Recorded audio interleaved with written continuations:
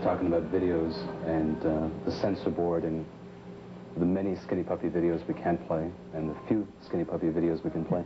The new single is called Censor, but its real title is Dog Shit from the album. But the record company said... That's right, we're all facing censorship these days, you know, we're all victims of censorship. Did that Network actually say, or was it actually, Capitol? Network said that Capitol won't go for it, and I think it was just Network, you know, falling under the sort of bureaucratic, you know, tangles themselves, you know. It ends up saying dog shit on the spine of the record anyway. It's just... Oh, I didn't see that. Yeah, it sounds You got to look fine. real hard for that one. And it ends with something asshole anyway, so... Yeah. More than that.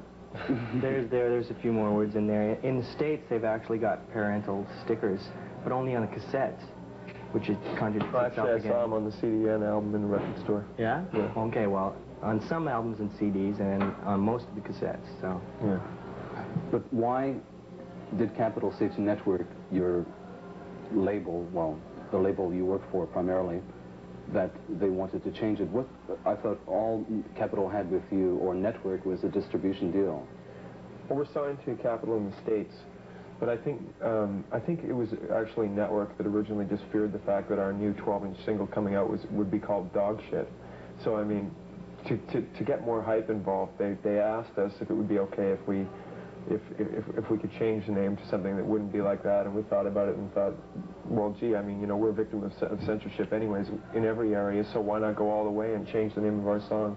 Because, I mean, that's what the public's all about, is masking up all the terrible things and all the things they don't want to see anyways, right? So it sort of goes along with the subject of the song as well. You would have thought someone at Capitol Records in the promotional department thought, let me see, Dog Shit. Think of it, great campaign for this one, you know? Yeah, I think Capitol would have probably enjoyed the title. I think they probably would have come up with a campaign item that would be, you know, fake dog turd or something like that. I'm sure of it, you know. But I think it was a paranoia expressed first by Network and not really too much by Capitol. What sort of relationship do you have with the bigwigs at Capitol? Do they go out to the concerts? Yeah. We just... It's great. Sorry, scratch the mic there, man. Yeah, as a matter of fact, Tim Carr, the guy who signed us on the East Coast, who's now the director of A&R, came out to our show in New York, and Tom Wally from LA has always been very, very receptive and very into the gigs and stuff. And we work really closely with a bunch of people, mostly from LA, and they've been really, really supportive, and their taste seems to lie within this area. So it's not really the once mega label type people that the stereotypes that you find within the record company working there anymore. You've got people with more expanding tastes, and it's good to see that, you know, they have an interest in it to begin with. I used to say to the people at Network Records, because I love most everything on that label, that I can stomach anything on Network, except for most of the Skinny Puppy material. But there's a happy ending. The new album is the first Skinny Puppy album. I've always understood what Skinny Puppy stood for, but musically, orally, I always found it incredibly difficult, to my ears anyway. Yeah. And at the same time understanding what a great following the band has, especially in a city like Montreal.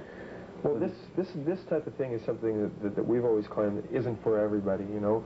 There's people out there that got to go out and find music that is hard-hitting enough for them to get their emotional discharge, their release, you know. I'm one of those people. I need heavy-duty music to give me my heavy-duty energy for the day or whatever, you know. There's a time and a place for all of it.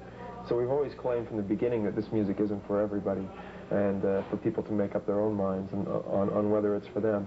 But, you know, for the people that do need it, we are there, and they're going to have to hunt a little to find out. But when they do find out, then usually they accept it with you know, more, you know, there's more interest level in continuing the relationship with the band than just like discovering it on radio or something. Yeah. I mean, because it's something you got to search for, really. Someone said of the record company that the new album is the most radio-friendly. I love that expression, radio-friendly album. I think the times are just catching up, really, you know, because I mean, in reality, a lot of the subject matter and a lot of the music that we've done on the album, what we feel is our hardest album, anyways.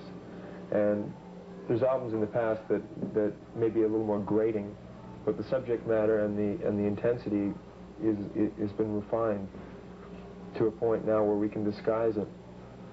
You know? So I really do feel that, like, that this album is a heavy album, but it's just, for the times being changing, with, like, even television commercials now and stuff are using samples of, like, you know, heavy-duty Adrian Sherwood-style drums and, like, sequences and everything, you know, so it's... The pace of things is a lot faster. People's minds are more capable, and it's perpetuation.